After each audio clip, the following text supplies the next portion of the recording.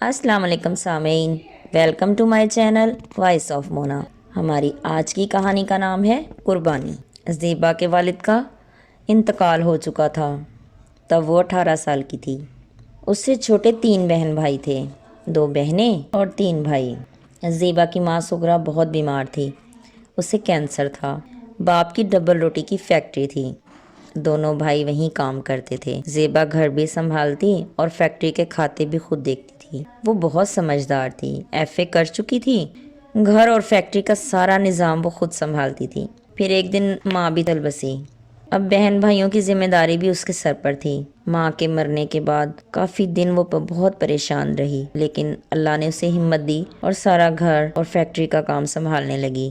پھر اس نے اپنے چھوٹے بہن بھائیوں کا بہت زیادہ خیال رکھنا شروع کر دیا، ان کی تعلیم مکمل کروائی۔ بہنیں بڑی ہو چکی تھیں، اس نے اپنے سے چھوٹی بہن کا رشتہ ماموں کے گھر طے کر دیا، شادی کر دی۔ ماں کو مرے ہوئے 5 سال گزر چکے تھے، اب اس نے ایک بھائی کی شادی بھی کر دی۔ سب نے اسے شادی کا کہا، لیکن اس نے انکار کر دیا۔ بڑے سے چھوٹے بھائی کی شادی بھی کر دی، چھوٹی بہن کی بھی کر دی۔ سب سے چھوٹے والے نے اپنی پسند سے شادی کر لی اور سسرال میں ہی جا کر رہنے لگا۔ زیبا بہت دل برداشتہ ہوئی، وہ نہیں چاہتی تھی کہ بہن بھائی جدا ہوں، وہ سب کا خیال کرتی تھی۔ بہن بھائیوں کے بچے بڑے ہو رہے تھے، وہ کسی بچے کو ڈانٹتی تو ان کو برا لگتا۔ اسے اپنی غلطی کا احساس ہونے لگا، کاش اس نے شادی کر لی ہوتی، اس کی قربانی تو آج رائے گاں گئی۔ یہی سوچتے سوچتے وہ اکثر رو دیتی۔ ایک دن زیبا کو بہت سخت بخار تھا، بھائیوں کے پاس اتنا ٹائم نہیں تھا کہ اس کو دوائی ہی لے دیں۔ وہ بے سود پڑی ہوئی تھی کہ چھوٹی بہن آ گئی۔ اس نے بہن کی حالت دیکھی تو اسے ہسپتال لے گئی۔ بھائیوں کو بتایا کہ کہاں ہو تم لوگ، بہن کی قربانیاں اور اس کا وقت جو اس نے تم لوگوں کے ساتھ گزارا، تمہارے لیے گزارا، وہ بھول چکے ہو۔ انہوں نے بیویوں کی اچھی خاصی بے عزتی کی۔ پھر زیبا گھر آ گئی، کافی کمزور ہو چکی تھی۔ بہن اپنے گھر چلی گئی۔ پھر زیبا کی طبیعت کچھ بہتر ہوئی تو خود اپنا خیال کرنے لگی۔ اس نے بہن بھائیوں کی خاطر شادی نہیں کی تھی، یہ احساس شدت پکڑ چکا تھا۔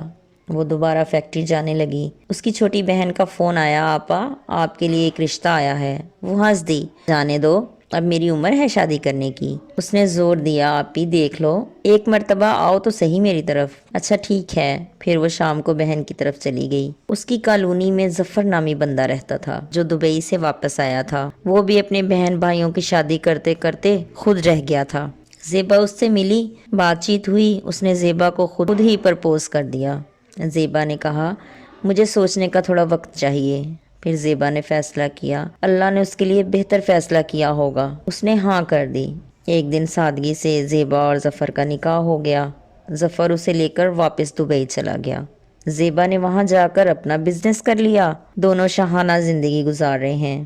زیبا کو قربانی کا صلہ مل گیا ظفر کی صورت میں۔ ظفر اسے بہت خوش رکھتا ہے اور دونوں دوستوں کی طرح رہتے ہیں۔ میاں بیوی تو ہیں ہی، لیکن ان میں دوستی اور محبت بے انتہا پیدا ہو چکی ہے۔ دونوں ایک کے ساتھ بہت خوش ہیں، اللہ ان کو خوش ہی رکھے۔ جیتے رہیے، خوش رہیے۔ ملتے ہیں اگلی کہانی کے ساتھ۔